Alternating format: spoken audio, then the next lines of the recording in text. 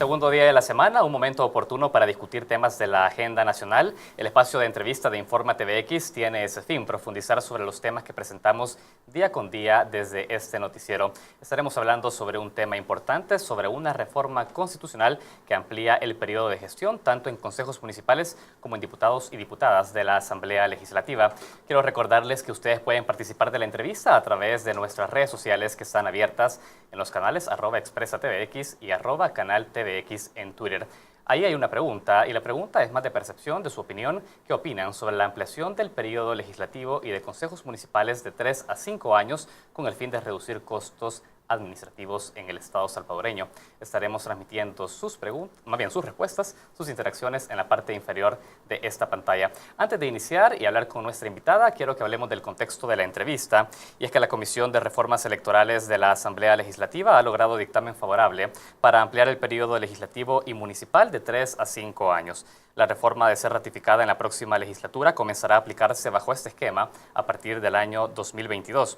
Los parlamentarios esperan reducir los costos administrativos del Estado en la planificación electoral y generar estabilidad en la ejecución de obras impulsadas tanto por alcaldías como por la Asamblea Legislativa. Ante esa reforma, las preguntas que surgen es cómo se respetará el principio de contraloría entre órganos de Estado y el cumplimiento de resoluciones judiciales sobre la elección de funcionarios de este ente y órgano judicial.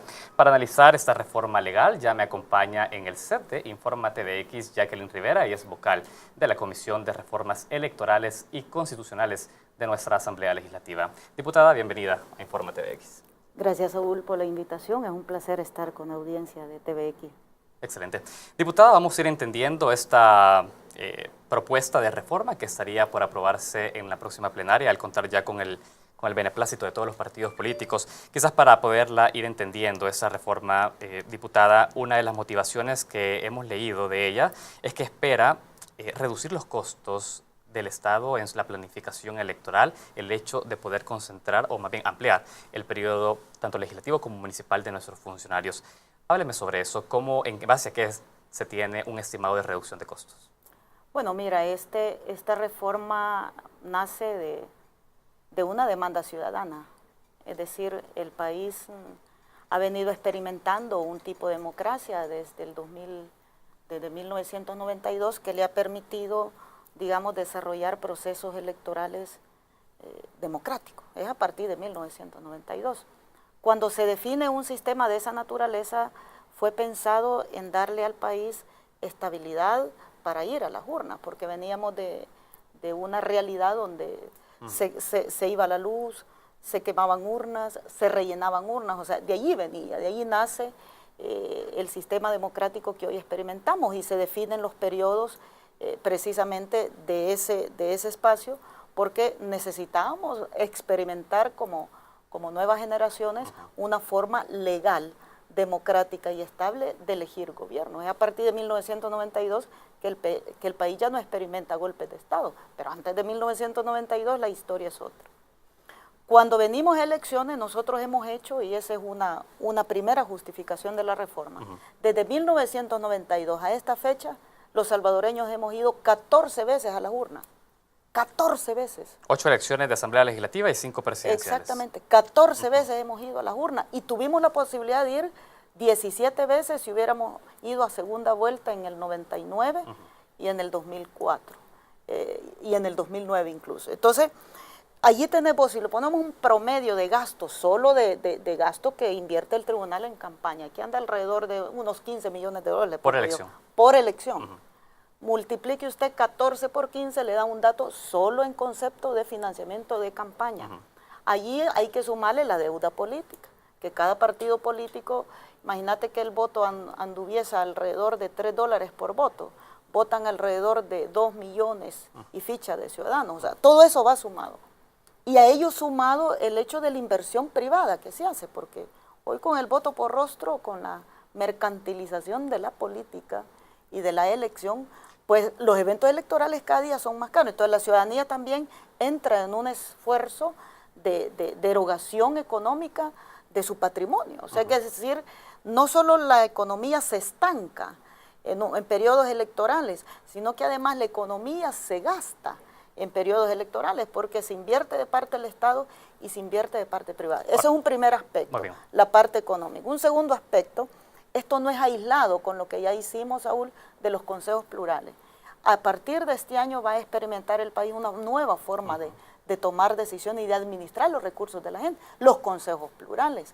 Entonces, si nosotros logramos darle más espacio, más tiempo a las alcaldías para que definan programas, para que desarrollen programas sostenibles en el tiempo, gana la gente. Quiero quedarme con ese aspecto, diputada, porque usted ya ha planteado dos de las motivaciones de la reforma. Por un lado, el aspecto económico, por el otro lado, la estabilidad de la gestión municipal, ahora con los consejos plurales. Quiero ir uno por uno. Sobre el tema económico, usted ha dicho 15 millones, dijo.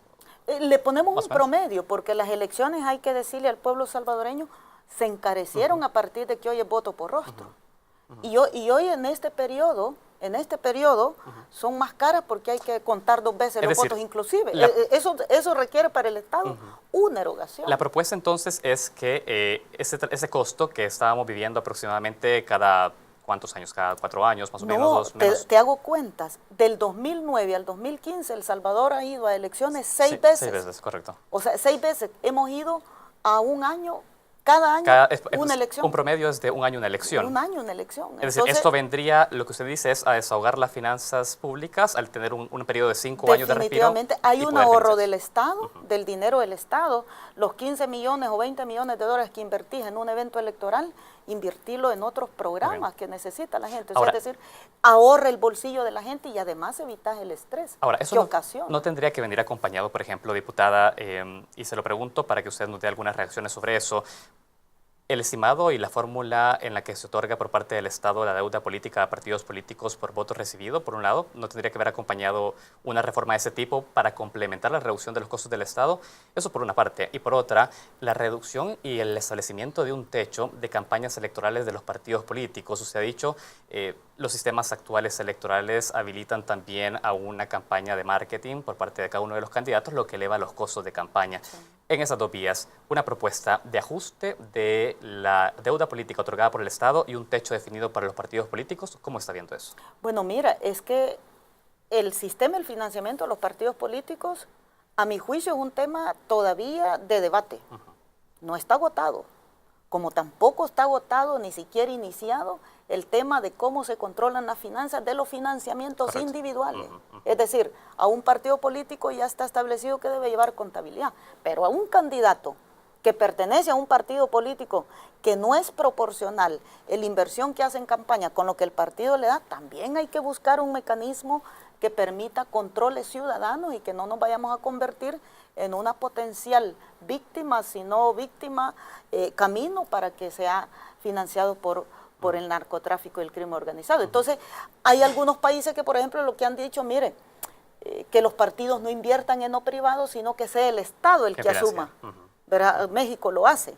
Hay otros países que lo que han dicho, mire, que la promoción de la propaganda de los partidos políticos sea establecida con techos por el Estado, es decir, que grandes, chiquitos y medianos tengan la misma oportunidad de acceder a los medios de comunicación. Entonces, la forma de regular el financiamiento, los techos de campaña, los techos de financiamiento ordinario de los partidos políticos, sigue siendo y va a seguir siendo un tema de debate que hay que revisar. ¿Y en la postura del FMLN cuál debería ser la propuesta en cuanto a financiamiento de partidos políticos? En primer lugar, bajarle el techo. ¿Y tendría que ser financiado por el Estado o tendría que haber siempre participación privada? No, fíjate que no hay una experiencia, Saúl, que te indique qué es la mejor. O sea, yo no podría decirte, como nos sacaron carrera con el voto cruzado, como que si era lo último, que si no lo hacíamos este año nos quedamos en el retraso. No hay una experiencia en América Latina, por ponerlo corto, que me indique a mí qué es la mejor forma de financiar campaña. Lo cierto es que cada país que ha reformado sus leyes en ese sentido, ha ido orientada quizás a hacerlo un poco más mixto, que es todo lo contrario de lo que tú podrías pensar la gente decir, no, que no les paguen deuda a los partidos políticos, podría decir alguien más.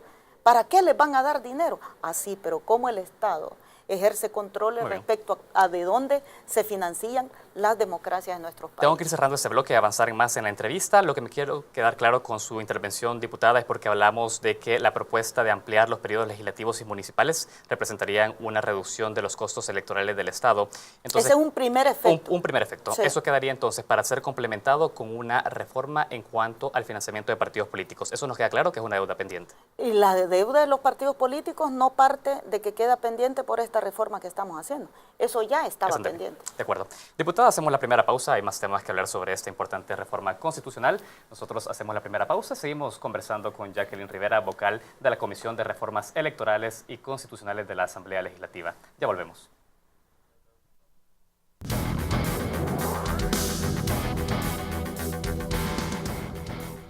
Continuamos con la entrevista de Informa TVX. Hablamos sobre la reforma constitucional de ampliar el periodo legislativo y municipal de 3 a 5 años en nuestro país. La diputada Jacqueline Rivera nos acompaña. Estamos hablando sobre este tema. Diputada, hablamos de un beneficio de carácter económico.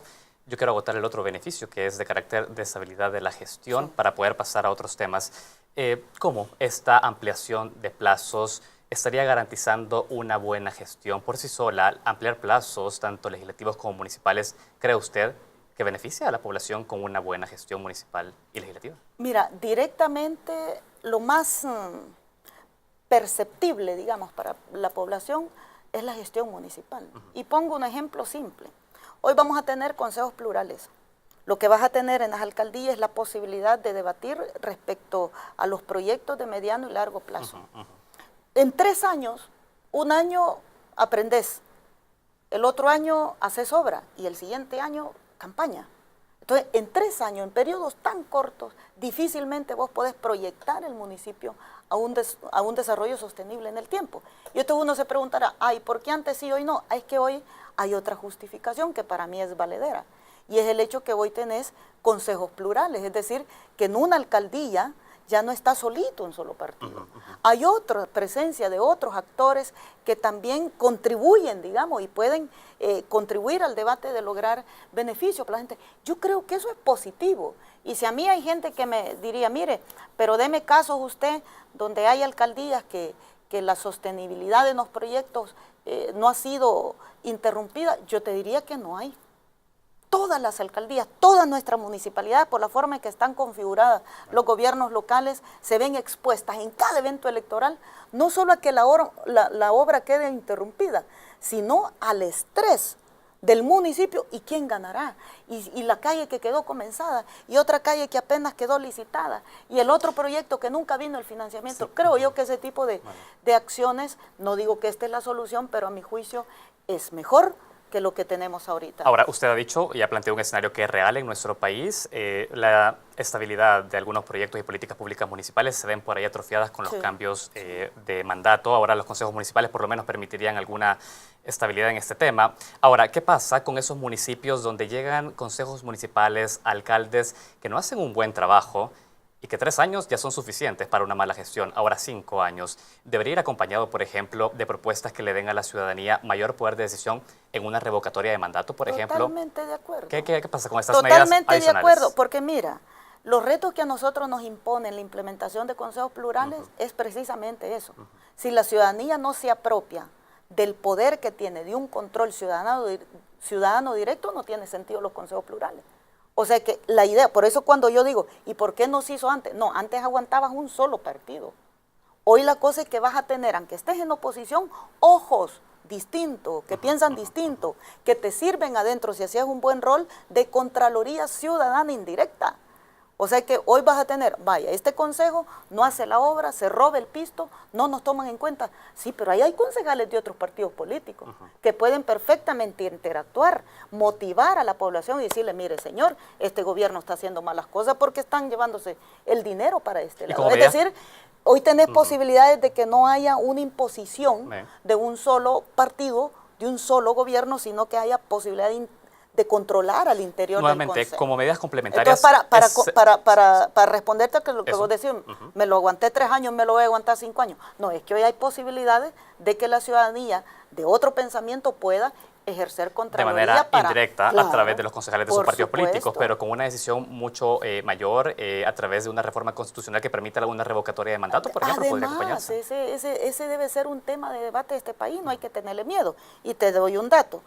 Así como queda constituida la reforma que estamos planteando, porque no he aterrizado, vamos a reformar el artículo 124 y 202 de la Constitución, que lo que dice es que a partir del 2022, todos los alcaldes y alcaldesas, diputados y diputadas de la Asamblea Legislativa van a durar 5 años en su gestión y su elección va a ser en distinto momento, es decir, la elección presidencial va a ser en una fecha y la elección legislativa municipal en otra fecha. Con eso nosotros aseguramos otra especie de revocatorio que no es totalmente igual, donde un gobierno central, un ejecutivo, le va a tocar lidiar con 2 legislaturas. Quiere decir que el pueblo, si le dio el voto al ejecutivo y esos diputados les eligió al ejecutivo y este ejecutivo está haciendo malas cosas, con esta bancada legislativa que todo le apoya y no es benéfico para el pueblo, tiene la posibilidad a medio término, a medio ejercicio del gobierno central, cambiar la correlación legislativa que corrija, digamos, la mala gestión que se puede Dejemos eso claro. haciendo. La propuesta o se premia o se castiga. La propuesta que tiene dictamen favorable este día en la comisión estaría entonces habilitando una gestión legislativa de 5 años a partir del 2022. Sí. La próxima presidencia sería en 2024, entiendo, Sí. porque la última habría sido 2019. Sí. A partir de entonces se establecería una ejecución cruzada, digamos, legislativa y presidencial. Exactamente, de medio término. Siempre vas a tener, Saúl, la posibilidad. Primero, ganas la certeza de que vas a tener en 5 años 2 elecciones, nada más. Paremos de contar. O sea, se contempla siempre el principio republicano y de división de poder y pluralismo con este mecanismo. Y pesos y contrapesos, porque habían unos que planteaban que todo fuera cada 5 años. Nosotros éramos de la idea de que fuera cada 5 años, pero como nuestro sistema es pluralista, hay representantes de partidos pequeños que dijeron, mire, si lo dejamos elecciones generales, desaparecen los partidos pequeños, la candidatura presidencial arrastra, y entonces, digamos, se afecta el sistema pluralista. Entonces dijimos nosotros, no, que sean electos para 5 años, pero en distinto momento. Es decir, nunca más a partir del 2018 vamos a tener 3 o 4 elecciones juntas, siempre van a ser separadas. Queda claro. Alcaldía y asamblea juntos y la presidencia en otro momento. Excelente, queda claro ese punto. Se está dividiendo entonces y se sigue respetando un principio de pesos y contrapesos con este esquema de fechas que se propone en este dictamen favorable. Hay otro punto, diputada, que se cuestiona con este tipo de esquema y es la elección de funcionarios de segundo grado. Hablamos de funcionarios del órgano judicial, porque ya existen algunas sentencias judiciales establecidas por la Sala de lo Constitucional que hablan sobre la importancia que una legislatura haga elección de una magistratura y que no sea una misma legislatura quien elige 2 veces funcionarios del órgano judicial. ¿Cómo esta propuesta está garantizando esa lectura judicial? Bueno, cuando la Sala hizo esta lectura, la hizo en un contexto que lo que estableció es que una legislatura no podía elegir a personas de segundo grado cuando ya otra legislatura había sido electa. Correcto. O sea, porque decía él, mire, ya hay una nueva correlación, no podés elegir, eso es correcto. Pero una asamblea legislativa no es una legislatura, la asamblea legislativa es ininterrumpida. O sea, vos no podés leer que la Asamblea Legislativa termina cada 3 años. La Asamblea Legislativa no termina. Claro, el órgano se mantiene en el tiempo. Lo que cambian son sus diputados. La aritmética establecida para tomar decisiones. Exactamente, pero en el tiempo la Asamblea no lo podés ver ininterrumpidamente. Y vos me vas a decir, mire, como ya la Sala dijo que una Asamblea no puede elegir 2 veces, entonces esto sería inconstitucional. Eso es lo mismo como preguntar, como la Corte Suprema de Justicia se elige para 9 años, no se elige para 3, usted elige para 9 años.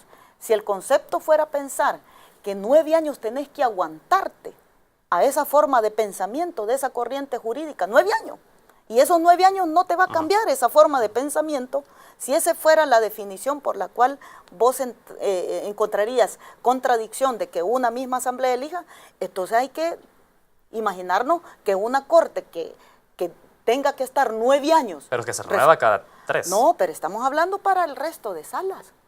Usted elige a los Para 9 años, claro. pero vas actualizando la toma de decisiones de 15 magistrados cada 3 años. Sí, pero no en la misma materia.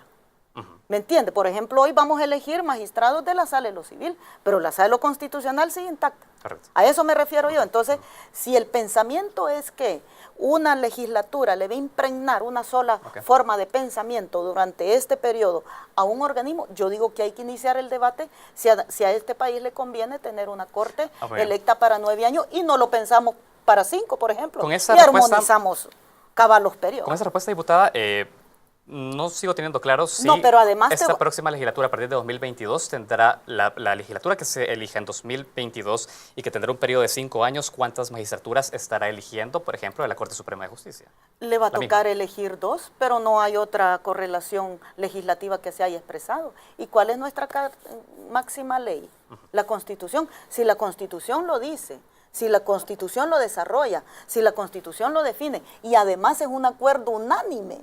O sea que la constituyente cuando hace una reforma, que es lo que estamos haciendo ahorita, es un acuerdo unánime el que has tomado. No lo han decidido 4 personas, lo ha decidido más de 2 millones de personas que votaron por esta Asamblea Legislativa que va a tomar el acuerdo de reforma constitucional. Excelente. Eso es lo que lo legitima, a diferencia de otras decisiones. Muy bien. Diputada, yo se lo pregunto porque usted ha dicho una palabra clave, se trata de una interpretación constitucional. Es la Sala de lo Constitucional quien hace estas interpretaciones, por lo menos así lo establece nuestra Constitución. Y se lo preguntaba por eso, porque hemos hablado de beneficios y también de algunas adversidades que podría tener esta ampliación de mandato. Hay sentencias judiciales, 19-2012, 23-2012, que la Sala ha hecho una lectura, específicamente lo que usted decía.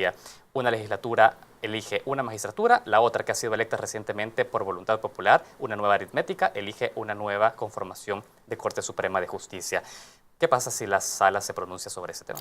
Yo no quisiera especular y yo esperaría que la Sala no siga sometiendo a crisis a este país. Yo solo esperaría que la Sala no siga interfiriendo en la libertad de configuración que tiene la Asamblea Legislativa y sobre todo en la libertad de configuración de un acuerdo por unanimidad que se está tomando respecto a nuestro sistema político. Yo esperaría eso, que haya un respeto a la libertad de configuración. La Asamblea no puede hacer leyes que si no le pido opinión a la Sala no hago una ley. Eso se llama limitación en las funciones de un órgano del Estado. Lo que estamos haciendo es un clamor ciudadano. Lo que estamos haciendo le beneficia a la gente porque se ahorra dinero el Estado y se puede invertir en otra cosa.